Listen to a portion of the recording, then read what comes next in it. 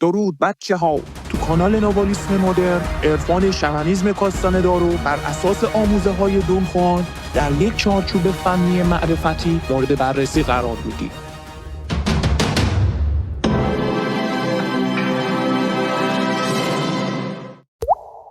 بچه ها و بالاخره نوبت میرسه به ویدیویی که قولش رو داده بودیم درش چند نمونه از بی‌عملی‌های پرکاربرد رو در شرایط مختلف احساسی ارائه کنیم خدمتتون. خب توی چند ویدیوی اخیر به حد کافی در رابطه با مفهوم بی‌عملی صحبت کردیم دیگه خوب آشنا شدید با قضیه. الان وقتشه که چند تا مثال واسهتون بزنم. باز تاکید میکنم بچه‌ها خلاق باشید. لیستی که من براتون ارائه میکنم بر حسب تجربیات شخصی خودمه. دقت میکنید چون خلاق باشید. هر کسی گرایشات خاص خودشو داره. آقا من خشمگینم. بی‌عملی من چیه؟ شوخی انگاشتن، شوخی انگاری. خنده های جنون ارادی برای من به عنوان یک بی‌عملی مناسب برای کنترل خشمم محسوب میشه. شما باید باز کشف کنید قضیه خودتون. فرض کنید من بنا به یک دلیلی حالا چه میدونم دعوا گرفتم با یک کسی، خشمگینم دیگه و گفتگوی درونی من تا 6 ساعت در مورد اون شخصه که فلان کار رو کردم فلان کرد، من دیگه از این به بعد فلان میکنم، مثلا پدرشو در میارم یا دفعه بعد میزنم مثلا با کلنگ سرشو میشکافم. مثال دیگه اینا همش انرژی خاریه. حالا باز دارم میگم اینا رو توی خود تونال درونی من که پروازگر داره شخم میزنه منو به جای اینکه من بخوام برم طرفو شخم بزنم. تنها راه توقف این ذهن همین بی‌عملی هست. شما باید ترفندی بزنید، این ایده باید خلق کنید، جذاب باشه ولو بی ارتباط، حتی ضد اون احساسی که بیگانه و پروازگر داره به شما القا میکنه هم نباشه، حتی بی ارتباط باشه. دقت میکنید حتی هیچ ربطی هم نداشته باشه.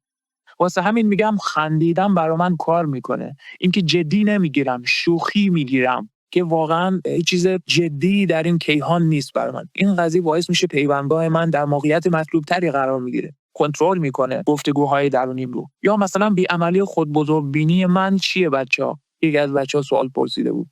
حماقت و اشتباه. من عمدن میرم اشتباه میکنم، البته نه اشتباهات مهلکا. اشتباه میکنم که خودبزرگبینی خودم رو کمین و شکار کنم اصطلاحا.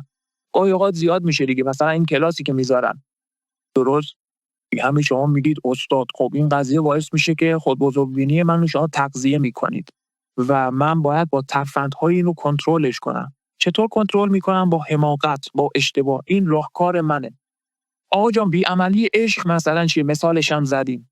حماقت و خنگی یکی از چیزهایی هستش که برای من کار میکنه. مثلا هر وقت احساس بکنم که درگیر بازی‌های ذهنی میشم، قشنگ خیلی راحت بدون تعارفتون بگم یه کاغذ برمی‌دارم می‌نویسم این فکر احمق است، یا اون چیزی که منو درگیر کرده، حالا اینجا قضیه عشق، حالا مثلا اون چیز، اون احساس احمقانه است، یا مثلا تو خنگ هستی، به خودم مثلا میگم و میچسبونم دیوار که همش ببینمش. این کار میکنه بر من بچه‌ها.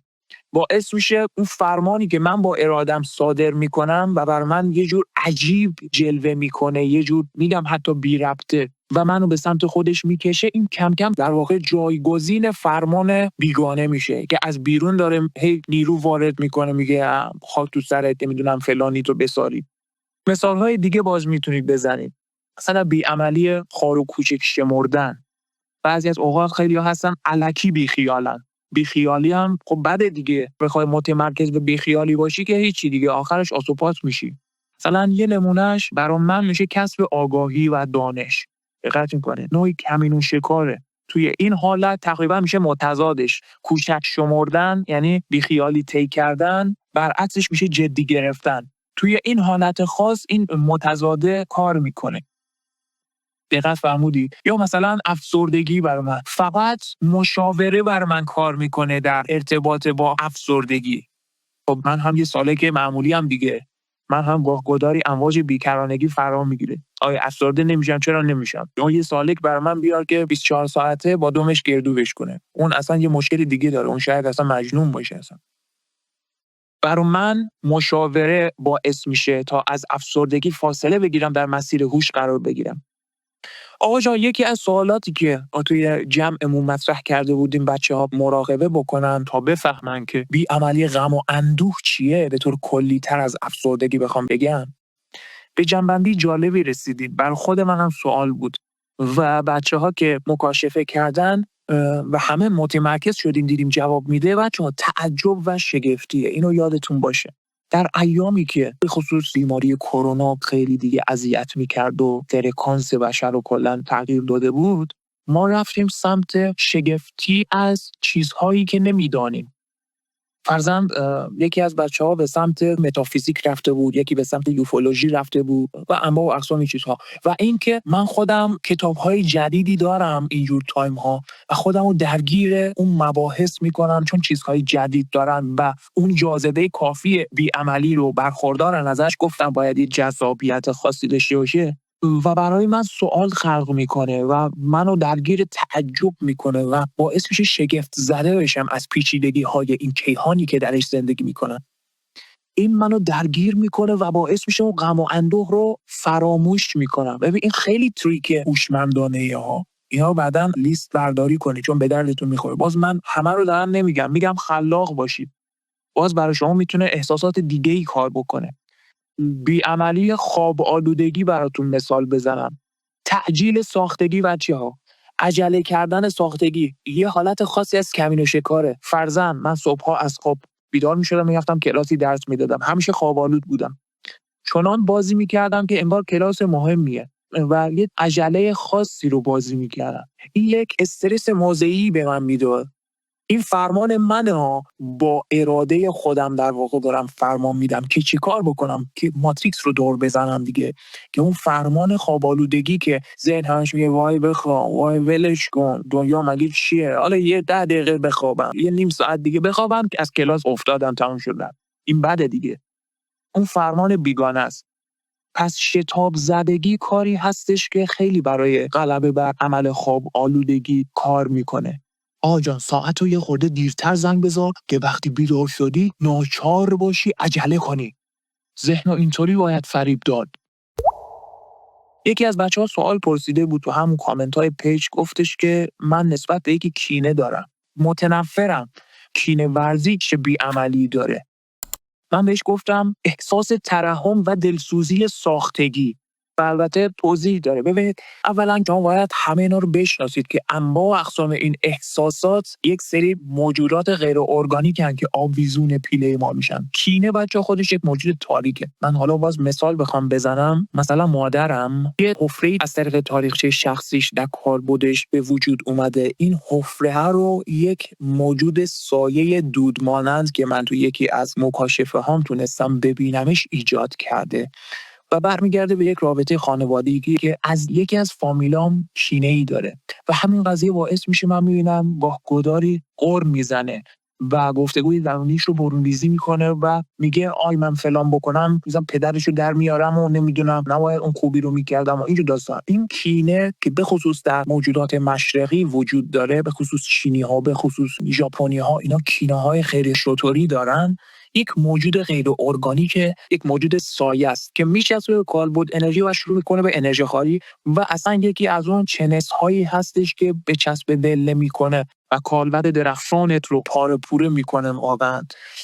یکی از راهاش احساس ترحمه. دقت میفرمایید. احساس ترحم و دلسوزی ساختگی، یعنی اینکه سالک خودش رو در موقعیتی ببینه که به نقص‌ها و ضعف‌های اون مخاطبش اشراف داره، آگاهی داره. اون شخص که نسبت بهش احساس تنفر داره موجود مفلوکیه دیگه. واقعا انسان‌های مفلوک در اون سطح و درجه آگاهی هستن که به دیگران صدمه میزنن دیگه. اون صدمش که من رسیده و من لطمه خوردم و باعث شده این کینه به من بچسبه. دقت می‌فرمایید؟ و بعد از اون در واقع برای غلبه بر ترحم، چون میدونید این باز خودش ممکنه دوباره تبدیل به فرمان بیگانه بشه. ما بی‌عملی رو نباید تبدیل به عمل کنیم. از طرفی دوباره برای غلبه بر این ترحم و دلسوزی با عمل از دست دادن خود مهم بینی میتونیم به جایگاه بی‌ترحم برسیم. یعنی ما اومدیم کینه ورزی رو که یکی از وحشی ترین موجودات غیر ارگانیکی تجزیه کردیم در 2 استپ، با 2 بی‌عملی برسیم به جایگاه بی‌ترحم. دقت می‌کنید این تریک ها چقدر باید خلاقانه باشن؟ پس حواستون باشه. وقتی که خودت رو در اون موضع دلسوزی به حال اون شخص مورد نظر پیدا کردی، بعد از مرتبه میگی که خب منم اهمیتی ندارم، من هم وضعیتم برتر از اون نیست، همه ما موجودات میرا هستیم. و با شناخت و آگاهی که بر حسب سطح انرژیش داره به مرحله با جایگاه بی‌ترحم میتونه برسه. و بعد از مرتبه دیگه میبینه هیچ حسی نسبت به اون شخص نداره. به محض اینکه به این نقطه انرژتیک رسید، اون موجود سیاهه دیگه ترکش کرده کالبد انرژیو. البته اینم بگم این قضیه انضباط دقیقی میخواد. همجور شورتی پورتی نیستش که هر کسی از گرد راه برسه و همین راحتی بتونه کینه رو دفع کنه. بایستی رو ساختار آگاهی شخصیت خوب کار کرده باشی. یک عمر رو بینشت نسبت به کیهان کار کرده باشی. اگه همیشه رو مثلا بخوای شخصی ببینی که ول معطلی. پس حواستون رو خوب جمع کنی. یه وقت توده سایه جذب نکنی. جا داره بهتون بگم حتی این قضیه کینه تا حدی انرژی خارقه تا پس از مرگ هم کالبد انرژی شخص رو ول نمی‌کنه و میره در جستجوی انتقام و اون انتقام رو 10 برابر شدیدتر پیاده میکنه و باز سیر نمیشه. کیه که سیر نمیشه؟ انسان خیر. اون موجودی هستش که متفقش شده دیگه، بعد از مرگ میشه متفقش. تا قبل از مرگ انرژی خاره، بعد از مرگ میشه همپیمانش. دقت میکنه. آقا باز من نمیخوام خیلی واردش بشم، پس حواستون باشه این قضیه کینه ورزی چقدر سمه. بسیار خوب دوستان، چون نمیخوام ویدیو دیگه بیش از این طولانی بشه، مابقی نمونه‌های بی‌عملی که واسهتون لیست کردم رو تو ویدیوی بعدی خدمتتون پرزنت خواهم کرد. در پیوند با روح باشید.